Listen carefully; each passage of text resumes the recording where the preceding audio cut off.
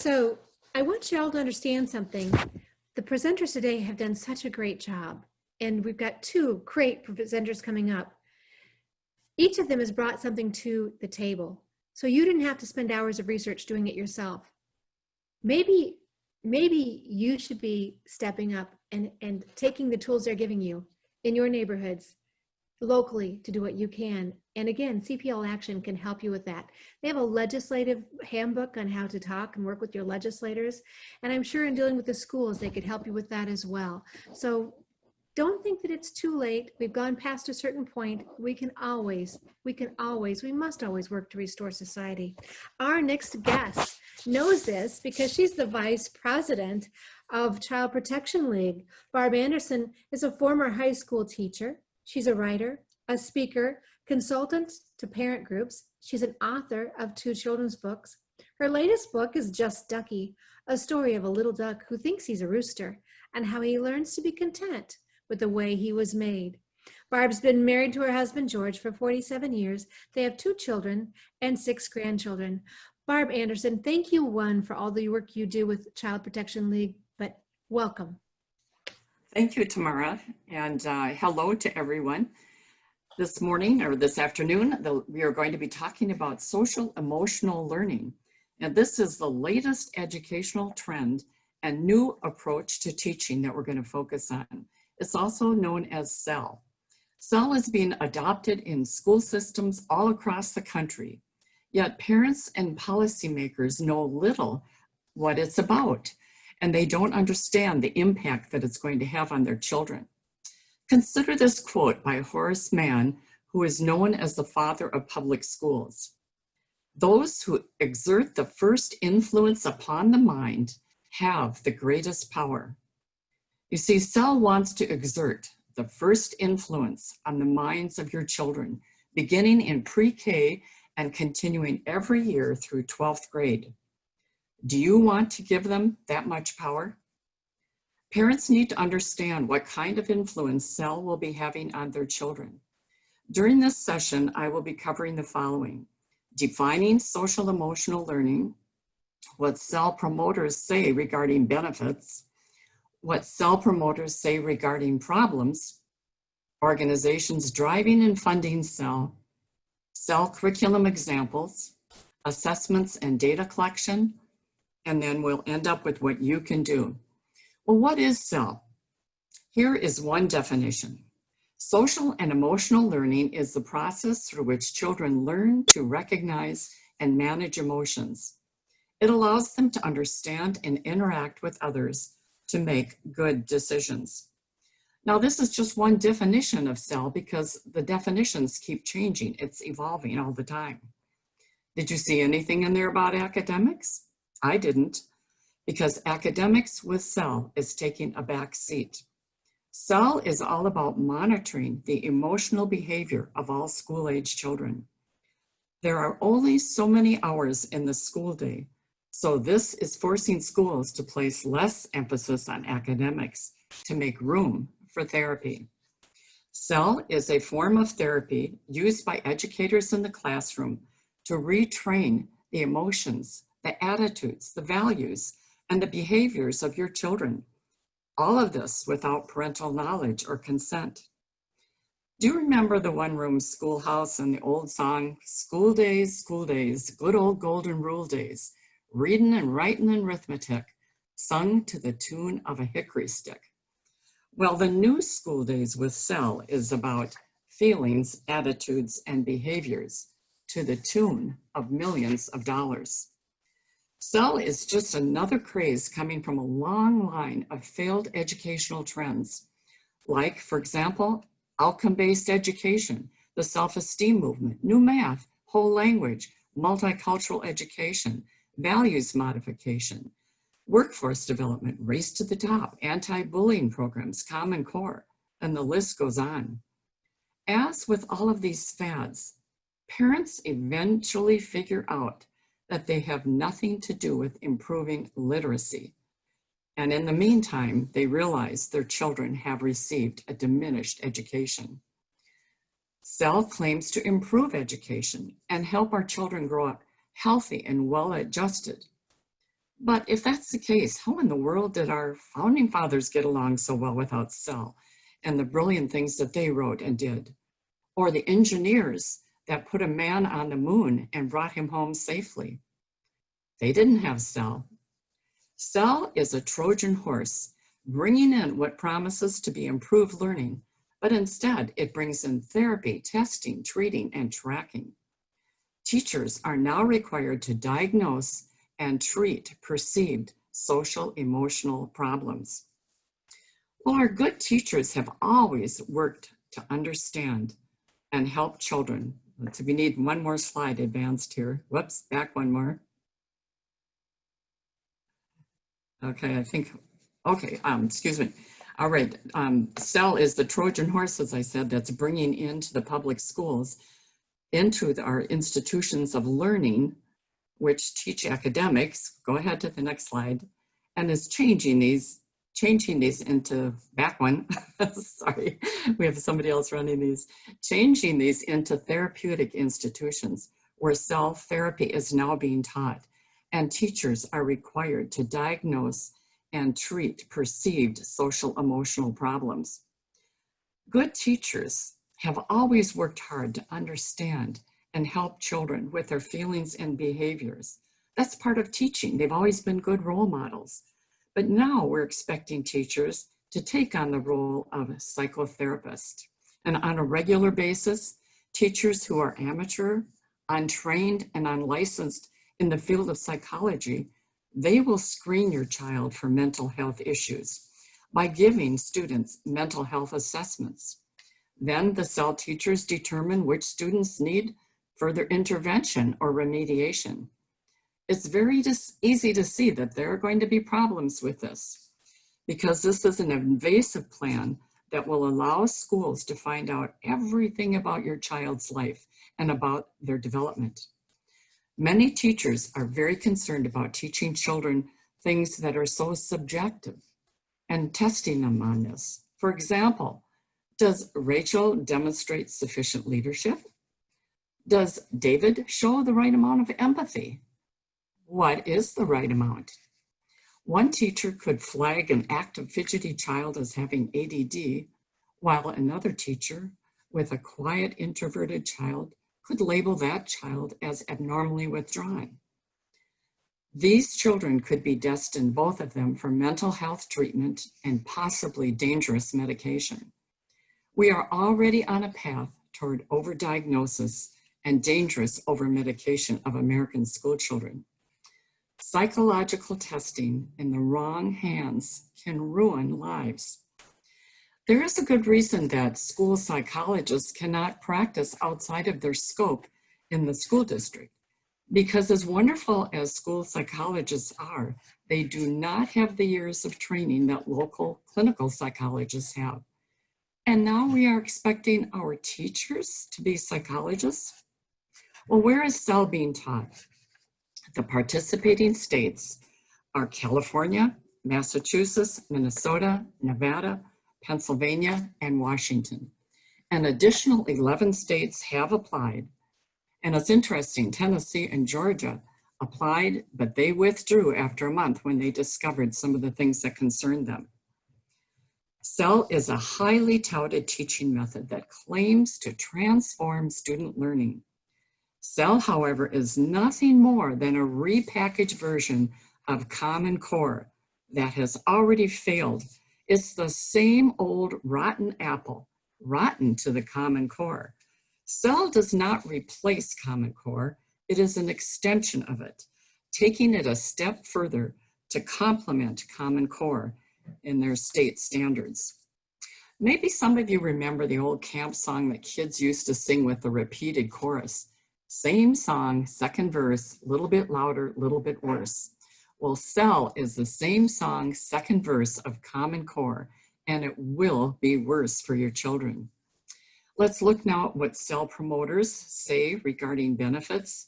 And this is taken from this document, The New Vision for Education, Fostering Social and Emotional Learning Through Technology. According to the proponents of CEL, what do they say CEL will do? And I find it important to look at their own words. So that's what we're going to do with these quotations taken from this document. First of all, they say it will help the child understand and contextualize his or her values, beliefs, and perceptions. Isn't this the role of parents and the church? This is an insult to parents.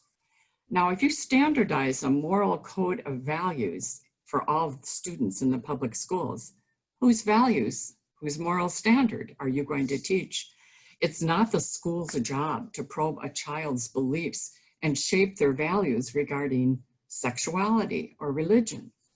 They are undermining the authority of parents to teach what they believe is right and wrong. SEL undermines the private right of conscience and undermines the Judeo-Christian values as taught in the home. The next quote, it can be highly effective to introduce SEL early and embed it in the core curriculum throughout the day, throughout a child's schooling. This means it will be throughout the entire school day, pre-K through 12. Your child's values and beliefs are going to be molded in every subject that they take. The next quote says, an example of a dedicated SEL curriculum, Paths Education Worldwide, is a school-based program in which students receive a 20 to 30 minute SEL lesson several times a week. What? Let me repeat that. They are going to receive a 20 to 30 minute SEL lesson several times a week. No wonder there's less room for academics.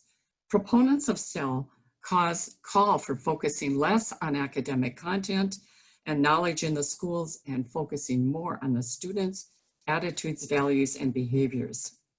SEL promises to help students do their best, but their real goal is to alter their behavior and their personalities in very fundamental ways. Children do their best in life when they learn academics. How will they do this in the classroom? Wearable devices, apps, and virtual reality can help students manage their emotions, build collaboration skills, and gain greater empathy for others. Wearable devices can also provide a minute-by-minute record of someone's emotional state. What are these wearable devices? They include smartwatches, wristbands, and headsets that will track your child's emotions minute by minute as they are tested and questioned and retested about their values and beliefs. These wearable devices can even track a child's eye movements and pulse. The new software can discover a child's personality traits. They can record a child's interactions and scrutinize their very thoughts and feelings. George Orwell would be shocked at the amount of data collected from our children and shared not only with the federal government, but with private companies doing research. The data that is being collected on our children includes things like family income, a child's bus stop, religious affiliation, health history, and much more. One device they use is Affectiva's Aftex. This uses a webcam and algorithms to capture, identify, and analyze human emotions and reactions to external stimuli. Using eye tracking data, Aftex compares a user's expressions with a database of more than 1 billion facial expressions to assess differences by nationality, age, gender, and other characteristics. It can also differentiate between emotions such as happiness, fear, surprise, and confusion. They are going to know exactly how your child feels about a certain topic. They will most likely be used to psychologically profile school-age children for everything from all the way from kindergarten readiness to what job the government feels is best for them or corporate authorities think is best. Children who don't have the SEL-determined social emotional skills will be remediated in real time through computer adaptive curriculum and assessment. SEL teaches children to feel and not think. And when you look at this cartoon here, you see Bill Gates pouring in Common Core and SEL into their minds. And when they're teaching them to feel and not think, This is not being balanced with a sense of right and wrong. You have to remember that Bill Gates is a major funder and a major promoter of SEL.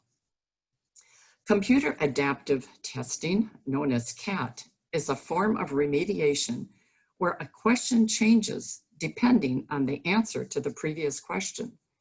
In other words, it can steer a child to think and feel a certain way by not letting the child continue until they have answered in a specific way. Those in charge can easily manipulate the test results, depending on whether they need to make the test scores look better or worse. Instead of knowledge-based academics and cognitive data, our children will be assessed on controversial attitudes and feelings and beliefs. The assessments treat all children as though they all have major behavioral problems in need of adjustment, even though most kids come to school ready to learn and excited about learning. Watch out for the many surveys your children will be taking, asking them questions about their behavior. These assessments will become part of a child's academic record for life. Labels will be assigned to children by untrained people to be preserved in government data systems forever. These labels may come back to haunt them later. Global organizations such as OECD, UNESCO, and the World Bank are well positioned to help advance the international agenda. The international agenda, you ask? Yes, they are molding America's children to think of themselves as global citizens instead of American citizens. A child's emotions and behaviors will be shaped so that they will champion globally approved social causes. You can easily see that our freedom and our individual rights are at stake here. Another quote, to ensure that the labor force of the future is prepared to compete in the rapidly changing economy, businesses must be involved in creating and supporting SEL programs. They should increase their involvement in the development of policies that link SEL to business needs. You are going to hear a lot about the labor force and business needs with SEL because children are now viewed as commodities for the labor force, the priority being collaboration and partnership. Students will learn to acquiesce to the consensus of the group, regardless of a child's own moral standards. This is groupthink. Corporate reformers only care about making children fit into their workforce of the future and making a profit on the schools. Is that what education is really about? Education should provide a firm foundation for each child, for opening up their minds and their hearts to truth, to knowledge, to wisdom, and to beauty, not primarily training for these narrow workforce skills for the labor pool.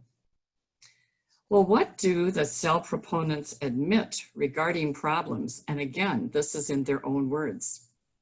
When asked about the key barriers to SEL, parents and teachers often cite insufficient time and requirements to teach what?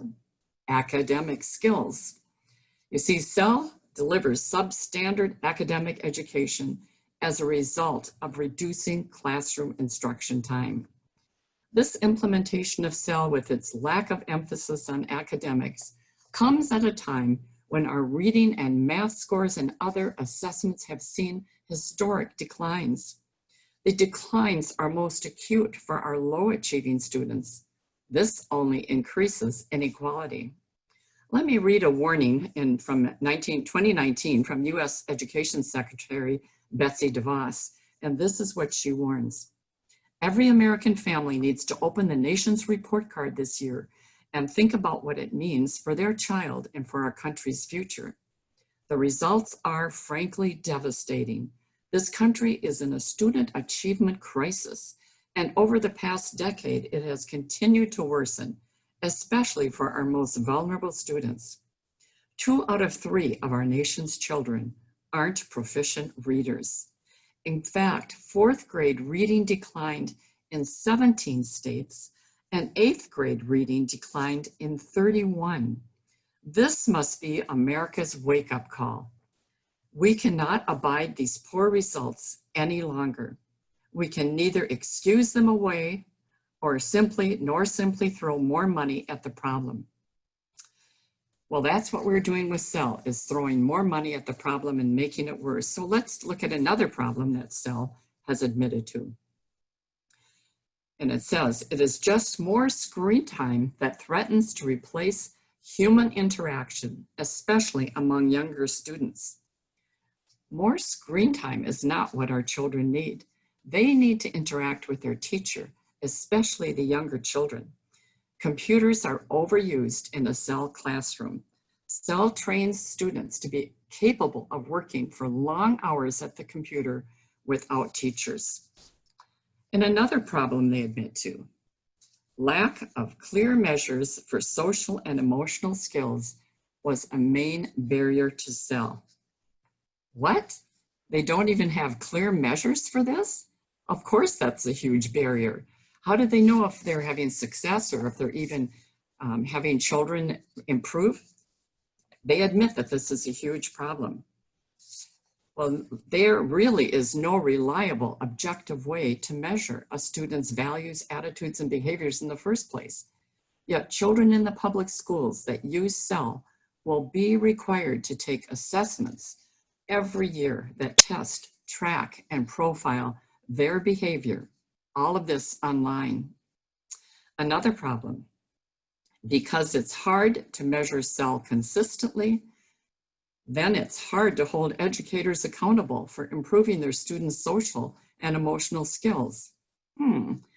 We're beginning to see an awful lot of problems with this. One teacher from Austin, Texas said that the teachers know that the principals can see the responses. So she said that this is causing some teachers to make false claims on their surveys just to make the students look better. A big reason for school districts to reject SEL? SEL is costly. This is what SEL implementation requires. You have to hire a director, SEL specialists, there's ongoing teacher training, new curriculum, computers, and so on. Let's look at what it cost one city, for example, in the 2014 to 15 school year. In the Chicago Public Schools, SEL was spending $11,700,000. $9,500,000 came from local district funds and the balance from federal and state dollars. A measly $250,000 came from the Novo Foundation. So what's the alternative? What can schools do? How can we develop and grow social skills without SEL? Is it possible? Well, in the same New Vision for Education document, they say, and this is quite an admission, involvement in extracurricular activities, for example, sports, music, and Boy and Girl Scouts can also foster SEL. Many such programs have demonstrated the ability to teach children skills, including problem solving, teamwork, and resilience. What? Instead of spending all this money on something like SEL that reduces academics, we could just do what we've done in the past, have these wonderful sports teams and Boy and Girl Scouts. I would add art as well to this, 4-H, church youth groups, Awana, church choir, special programs, and even recess, which they've cut back on. This is so important. Recess is where children learn the golden rule. They learn kindness and empathy when they are out on that playground. Oh, I forgot, but this is not part of the agenda to transform the beliefs, attitudes, and values of your children and then track them for life, right? Well, let's look at some of the organizations who are behind this, driving and funding SEL. Millions of dollars are funding SEL's radical agenda that's moving into the schools. And the organization leading the initiative is CASTLE, Collaborative for Academic, Social, and Emotional Learning. SEL lobbies state legislatures and Congress to implement SEL into state education policy. SEL is also being pushed by the federal education bill, Every Student Succeeds Act, that passed in 2015 by the Obama administration. Sold as an education bill, it allows for the use of non-academic measures in their accountability ratings. This opens the door for SEL standards and assessments. Here's a partial list of CASEL and SEL funding partners. We have the federal government, Bill and Melinda Gates Foundation, the 1440 Foundation, and they promote Buddhist mindfulness. The Robert Wood Johnson Foundation, here we're getting into socialized medicine and climate change. The Novo Foundation, they promote transgender rights, and they want to change our country into one who is considered a global society, moving away from what they describe as a culture of dominance to one of equality and partnership, so that we now will have a balanced world. This means taking down the United States. And then finally, state dollars, taxpayers, that's you. Well, let's now take a look at some of the curriculum examples with SEL, and SEL's method of over-testing, as we have seen, is used to shape a child's values and beliefs. But it also takes away from meaningful curricula by using materials and resources that are LGBT indoctrination and left-wing propaganda. We find that the SEL course content leans to the left and teaches school-age children the following. Un-American concepts. A June 2018 Gallup poll reported a low of only 47% that are extremely proud to be American. This is tragic. This is coming from the US education establishment, all the way from the nation's teacher colleges to the textbook companies, and left-wing radicals are very much involved in the writing of these tests and the curriculum. Then we have the destruction of traditional Western ideas, social justice causes. They're turning our schools into political breeding grounds. Blame America First lessons, where children are taught that we are an oppressive nation founded by rich white slave owners, that America is nothing more than a racist nation. Children in kindergarten are expected to become racially conscious by focusing on their skin color and examining their white privilege. This is only going to amplify racism and create more of the racial divide that we are already experiencing in our country today. They teach that the United States is not exceptional, that we are like other countries that are obsessed with just conquering other people and building an empire. Children are taught that socialism is preferable to the free market. Schools and districts are embedding the SEL messages into English, math, social studies, and so on. And we have political statements that you'll find in English classes that are just masquerading as English lessons. Islam is praised, yet children can't learn or teach anything about Christianity or study that. Sexual fluidity. Children are taught that sexual identity is fluid and is not biologically based. And then SEL teaches explicit comprehensive sex education. Most people are shocked to learn that SEL is about sex education as well. Well, let's look at this next slide with Colorado SEL training manager, Ruthie Kolb. And this is what she says. Sexual health education is heavily rooted in the core components of SEL. SEL goes beyond the basic instruction on anatomy and sexual diseases. It has pornographic and extreme sexual content in their comprehensive sex ed known as CSE. Radical explicit curriculum like Get Real and Making Proud Choices are listed as resources for SEL, as well as Planned Parenthood.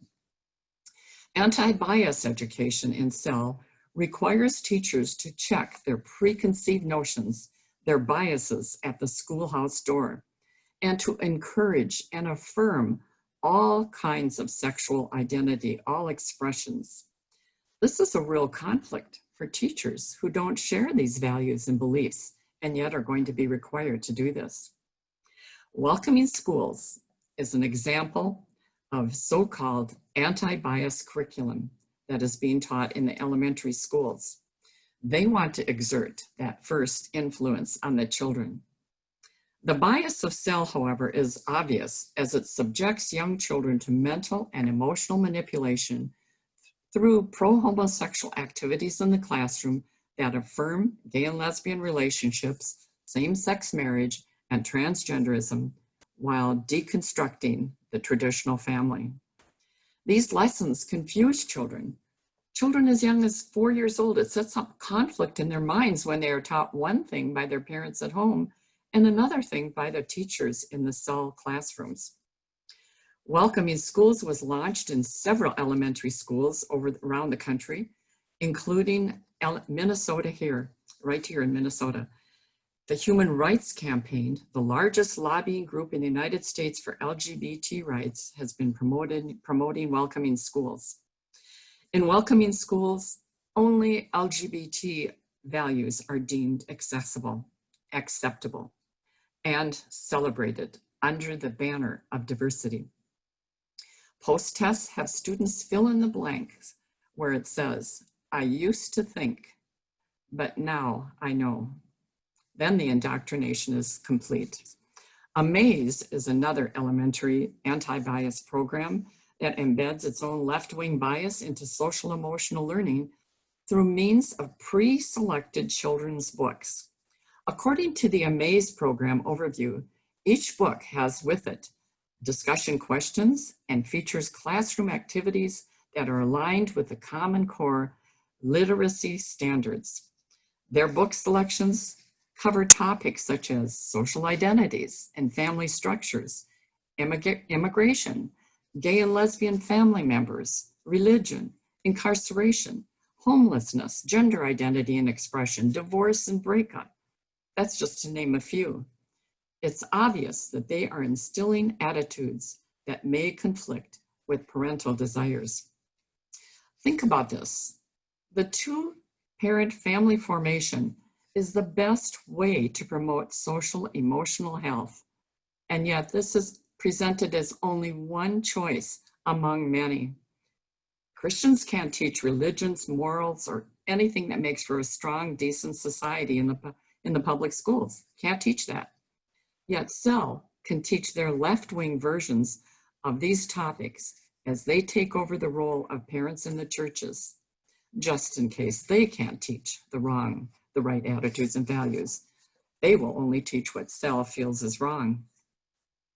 They want to change the mindsets of the children to accept what they feel is right and proper. Amaze uses the school to retrain the kids' emotions and teach the children to embrace their feelings without any sense of morality or any sense of right and wrong. One way this is done in the elementary classroom is by the use of child-sized persona dolls.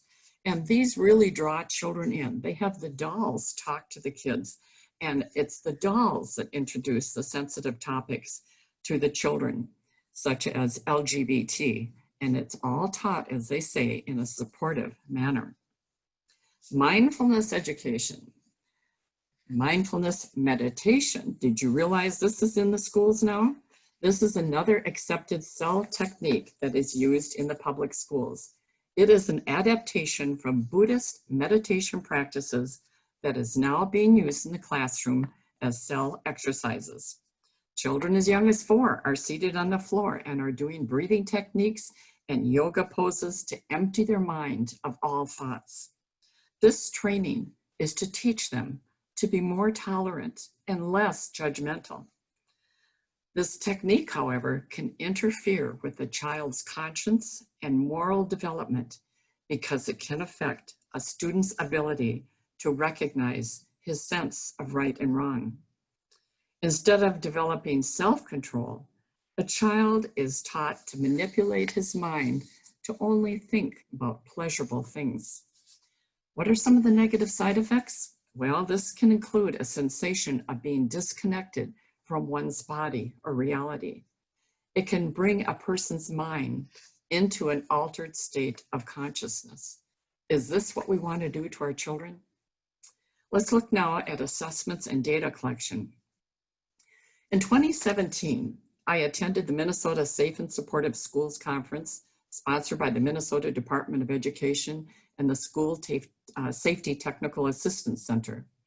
CEL was the centerpiece of this conference. The keynote speaker, Karen Van Osdal, stated that in order to experience positive change, a school district must be saturated with SEL, all grades, all subjects, all teachers. SEL instructors plan to train all teachers how to map cultural values, which means identifying a student's personal cultural values and preferences in several categories. This information is collected in a data dashboard and measured to see whether an individual demonstrates change in regard to their attitudes, their feelings, and their behaviors. The results, what do they do with those? They enter them into a national SEL data bank. That data will then become part of their permanent records. All of this without parental knowledge or consent. Collecting data online gives amazing power to the federal and state government and the state education administrators who track and adjust children's social emotional skills. Personal identifiable information on students can be shared with almost anyone that the government wants, and that data is very likely to be disclosed.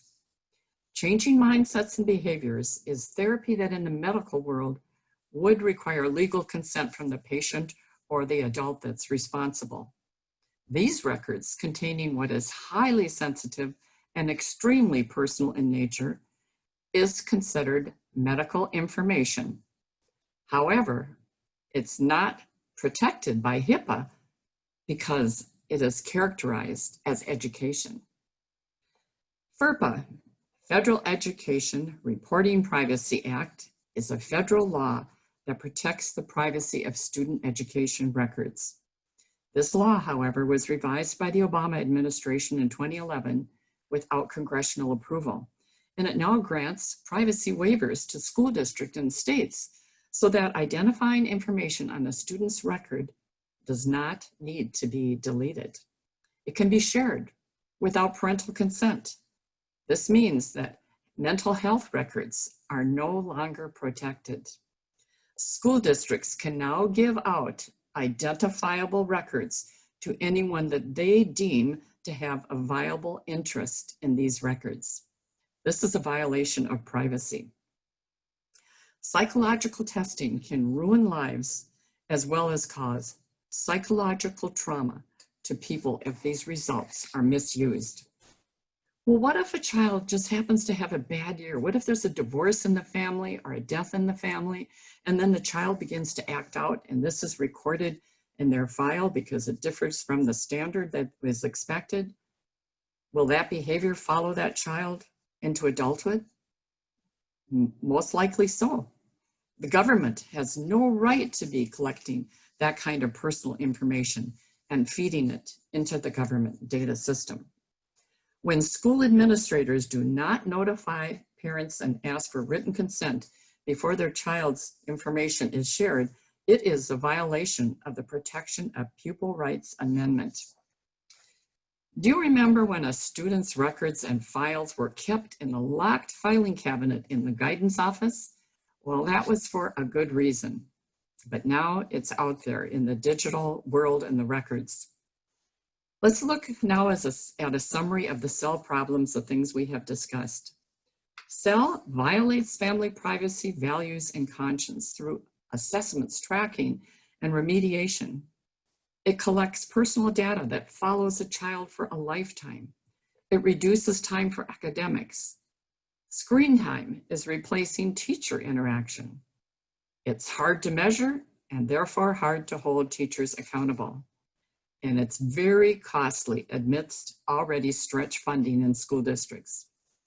Yes, schools should have standards, assessments, and curriculum, but they should be locally derived and locally controlled. Only then will we have genuine academic achievement. The minds of children are fragile. A SEL-trained teacher can mold their thinking and their destiny. Do you want SEL shaping your child's future? SEL not only shapes the thinking of children, these measurements and comparison from assessment results are used for dangerous policy making as well. nationally and globally. It's time to social distance ourselves from social emotional learning. And here's what you can do. Let's look at this list of 10 items. Parents really need to demand answers as to how much of this is going on in their schools. They need to demand an end to this pseudo-psychology in the classroom. First of all, find out if SEL is being taught in your school district. Refuse to let your children take the state standardized tests. Refuse any social emotional screening tool like DESA. And people don't realize that DESA really places a burden on the teachers because they are required every month to answer 72 questions on each student in their classroom. So this is a huge burden for teachers to have to go through that. And some of these questions, again, are so subjective, like, what does it mean if does a child carry himself with confidence? For a 5-year-old, what does that mean? And does a child cope well with insults and mean comments? You know, these are just all subjective. Number 4, tell your school board to reject SEL. 5, notify your state legislators to stop SEL. 6, contact the Minnesota Department of Education and the commissioner and tell them you do not want your children psychologically tested, profiled, and tracked. Tell them to focus on academic testing only. 7, use social media to warn fellow parents about SEL. Help spread the word. 8, place a letter clearly stating your requests in your child's file. 9, protect your child from SEL and get out now. If you can't get SEL out of your school, then get your child out of that school. And finally, document everything and let Child Protection League know the results. This next quote is one that you have heard, but it's worth repeating. It's a favorite of mine by Abraham Lincoln because it is so true. The philosophy of the schoolroom in one generation will be the philosophy of government in the next. And you can see what our government will be like if the children are SEL trained. And then I want to close with this quote by Aristotle. All who have meditated on the art of governing mankind are convinced that the fate of empires depends on the education of youth. What will the fate of America be? It all depends on whether we can take back control of our schools. We do not need another irresponsible social experiment that weakens academics, harms kids emotionally, and tracks them for life. Thank you for listening. And now we have some questions. Barb, thank you so much for what you have shared with us today. Here in Iowa, I just want to share with you, here in Iowa, our own legislature was dealing with the issue of social emotional learning. We found out in one of the committee meetings, and this reporter didn't even realize what he had just exposed. Planned Parenthood was very gleefully offering to write the curriculum. Of course. And because they've done it in so many other areas, they know what questions will be asked. They know what's expected. They have the template already.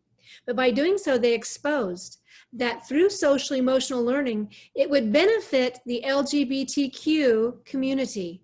It would benefit their anti-bullying curriculum, which for most people, they may not know, that is kind of a ruse to move in the homosexual friendly curriculums. So the social emotional learning, Barb, what you've shared with us, you've just done a tremendous job of laying it out. But most parents and many of our legislators didn't believe it, didn't want to admit it, and had our reporter not caught it on video, would have denied Planned Parenthood offering to write that. Oh yes, they definitely want to hide what they're doing and what their real motives are. And that's why it is helpful to look at what they're saying in their own words in their documents, because that's the real agenda that they're moving forward. So Barb, I want to thank you. If people want to get in contact with you, they can do that through Child Protection League. That's correct. All right. And I'd be happy to answer any questions they might have.